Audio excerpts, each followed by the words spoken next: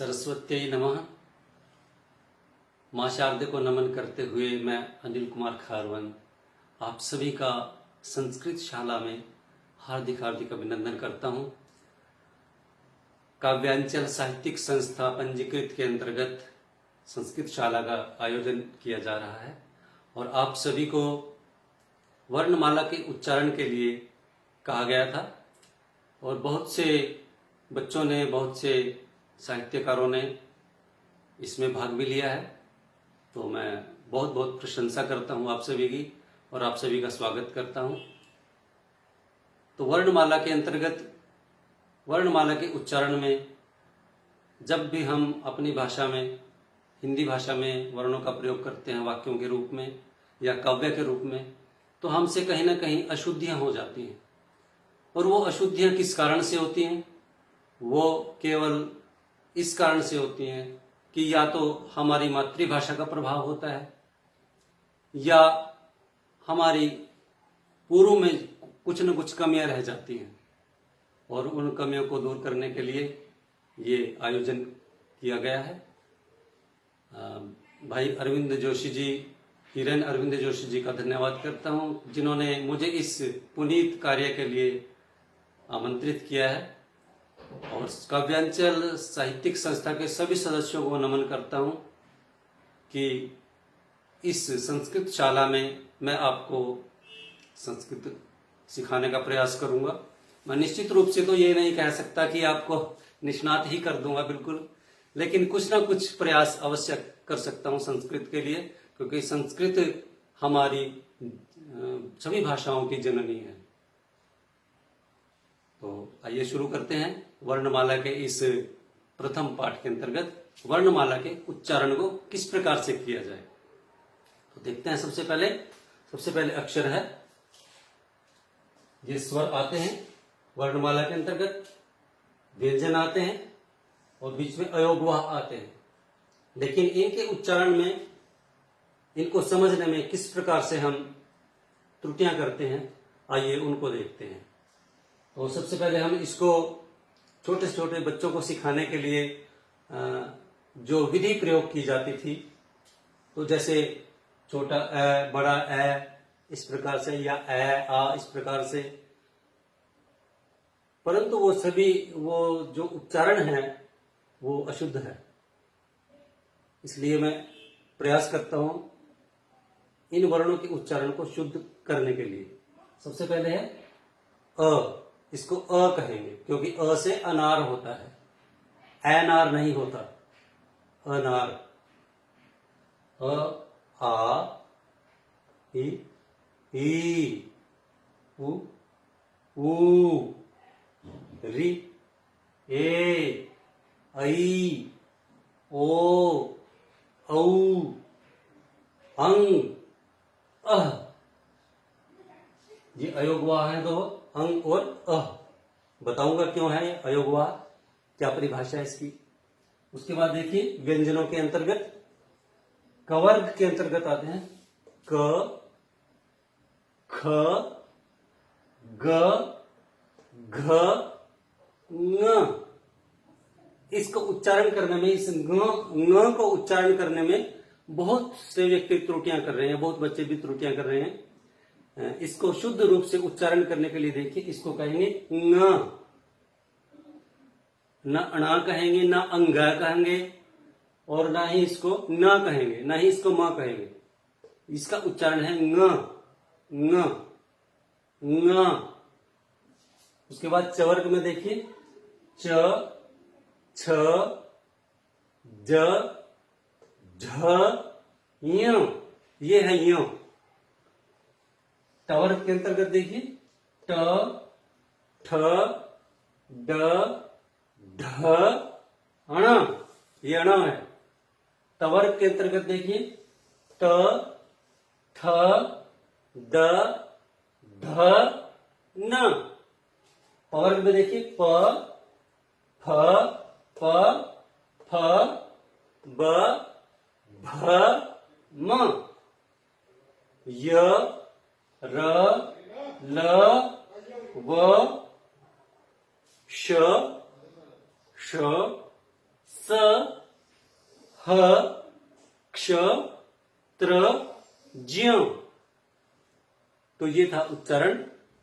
आप उच्चारण वीडियो को देख के पुनः पुनः इसका उच्चारण को शुद्ध कर सकते हैं।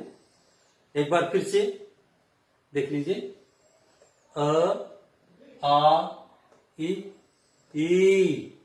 उ री ए ऐ ओ औ अं अः क ख ग घ ङ च छ ज झ ञ ट ठ ड ढ ण त थ द ध न प फ ब भ म य र ल व श ष स ह क्ष त्र ज्ञ। इस ज्ञ को ज्ञ भी बोलते हैं। तो ये वर्णों का उच्चारण था। आइए अब आपको बताते हैं कि ये स्वरों के उच्चारण में किसी के बोलने में कम समय लगा और किसी वर्ण को बोलने में दुगना समय लगा। वो क्यों लगा देखते हैं। आइए। स्वर, क्योंकि स्वर के दो भेद हैं। मुख्य रूप से हिंदी में दो भेद होते हैं, लेकिन संस्कृत में तीन भेद माने जाते हैं। हिंदी के ही सीखते हैं पहले। स्वर दो प्रकार के होते हैं, ह्रस्व स्वर और दीर्घ स्वर। ह्रस्व और दीर्घ स्वर। ह्रस्व स्वर वो स्वर होते हैं जिनके उच्चारण में कम समय लगता है। अब ये चार हैं, अ ई उ री, ये चार ह्रस्व स्वर हैं। दीर्घ स्वर हैं बाकी जितने औ तक हैं। जैसे आ, इसको दुगना समय लग रहा है। जिनको बोलने में ह्रस्व स्वर से दुगना समय लगता है उनको दीर्घ स्वर कहते हैं। जैसे आ, ई, उ, ए, ऐ, ओ, औ, इनको बोलने में ह्रस्व स्वर से दो गुना अधिक समय लगता है। और तीसरा भेद होता है प्लुत स्वर।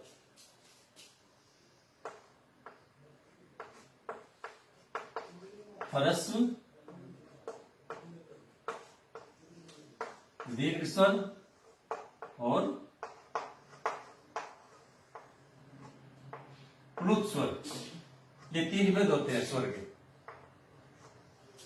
प्लुत स्वर, ह्रस्व स्वर वो स्वर होते हैं जिनको बोलने में कम समय लगता है। ह्रस्व का होता है लघु, छोटे। और दीर्घ स्वर वो स्वर होते हैं जिनको बोलने में ह्रस्व स्वर से दो गुना अधिक समय लगता है। और प्लुत स्वर वो होते हैं जिनको बोलने में ह्रस्व स्वर से 3 गुना अधिक समय लगता है। अब जैसे हम प्लुत स्वर का प्रयोग अधिकतर संस्कृत के मंत्रों में होता है। अब जैसे इसको हम इसके निशान से सूचित करते हैं। अब जैसे ओम लिखते हैं हम, आपने देखा होगा ओम इस प्रकार से लिखते हैं, ये प्लुत स्वर है। ओम,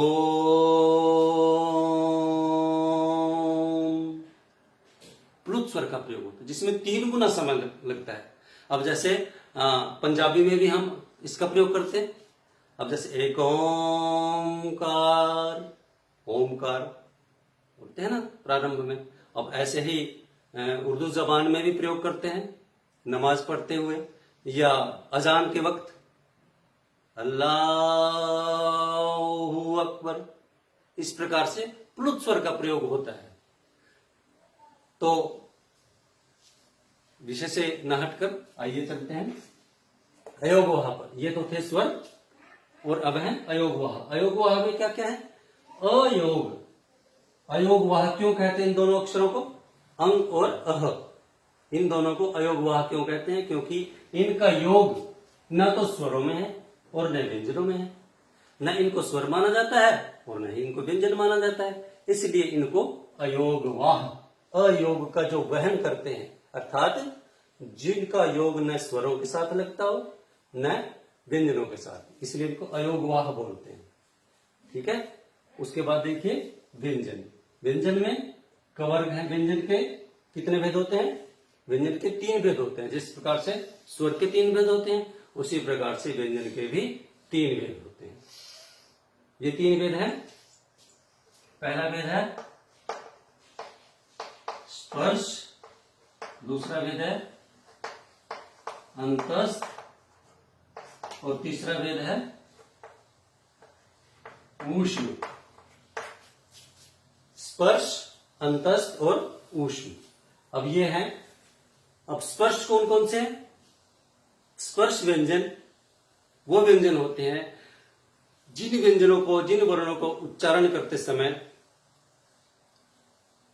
हमारे मुख के अंगों के साथ स्पर्श करके हवा बाहर निकलती है, वायु बाहर निकलती है, वायु स्पर्श करके बाहर निकलती है, उनको स्पर्श व्यंजन कहते हैं।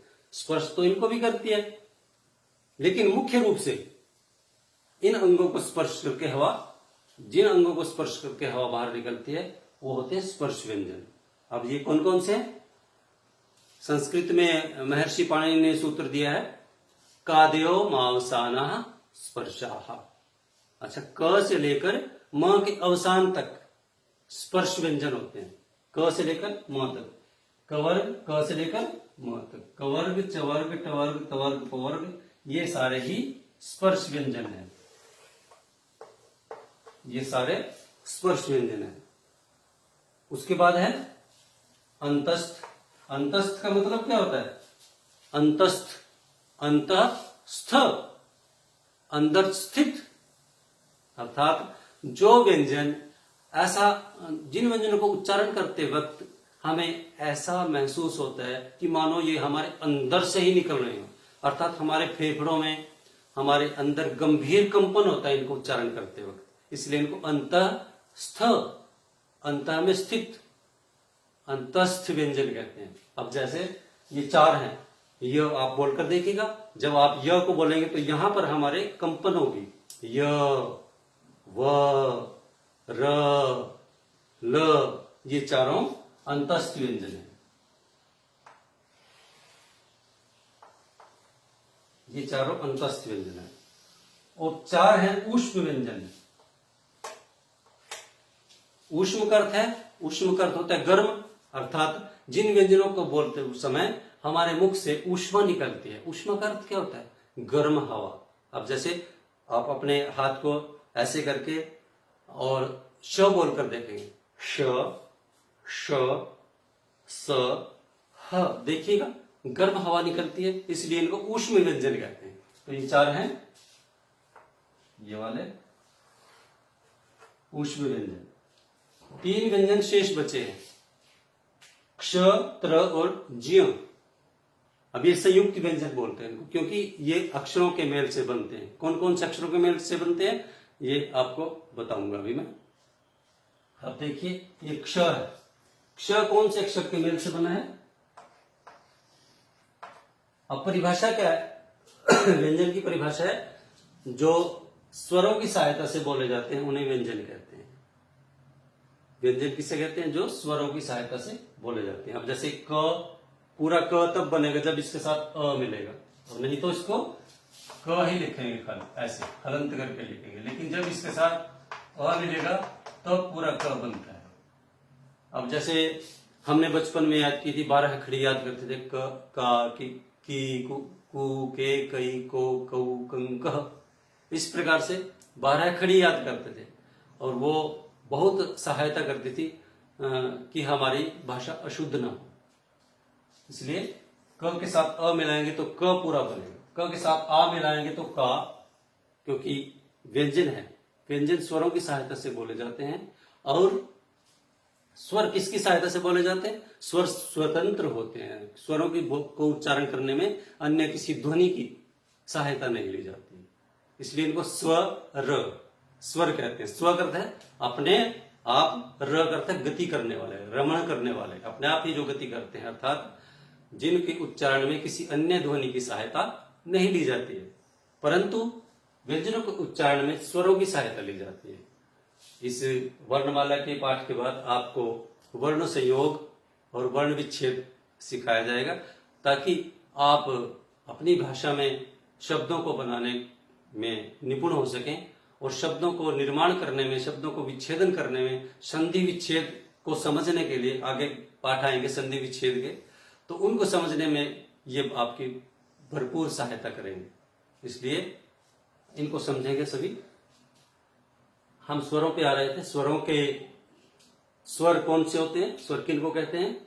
स्वर 4 हैं अ, इ, उ, री, और इनके उच्चारण में अन्य किसी ध्वनि की सहायता नहीं ली जाती है।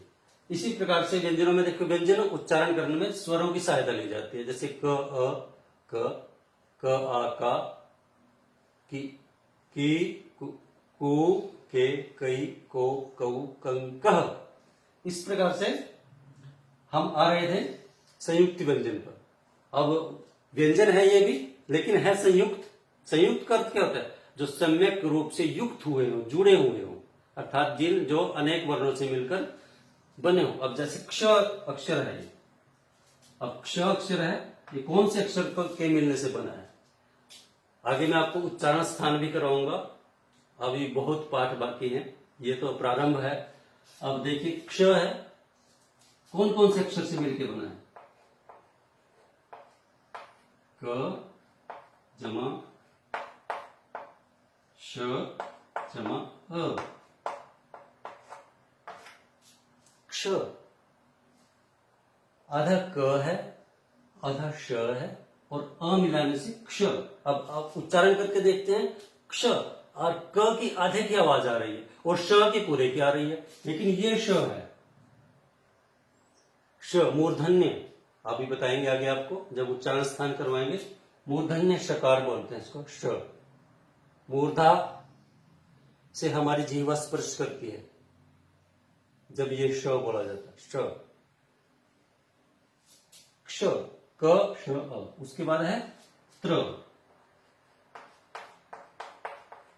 र और अ। त, र और अ। इन अक्षरों के मिलने से ये त्र बना है।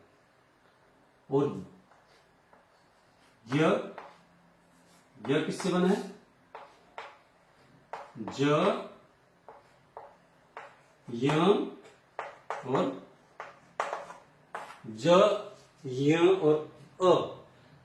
जो संस्कृत के जो विद्वान हैं वो इसको कभी भी ज्ञ नहीं बोलते हैं, हमेशा ज्य बोलते हैं। ज्य, ज और य, अ, ज्य, ज्य बोलते हैं इसको, ज्य, विज्ञान। तो इस प्रकार से ये वर्णमाला है आपकी। और ये समझ गए होंगे आप, स्पर्श व्यंजन, अंतस्थ व्यंजन, ऊष्म व्यंजन।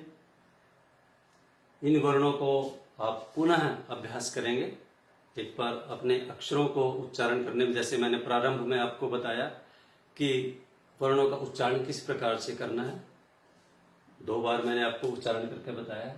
आप वीडियो को देखकर बार बार इन वर्णों का उच्चारण करने का प्रयास करेंगे और तभी आपके भाषा में शुद्धता आ पाएगी।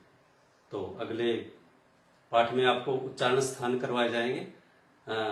उच्चारण स्थान से पहले आपको वर्ण संयोग और वर्ण विच्छेद सिखाया जाएगा। परंतु आज के लिए इतना ही। अगली वीडियो का इंतजार कीजिएगा। बहुत बहुत धन्यवाद, आपने मुझे सुना। बहुत बहुत धन्यवाद।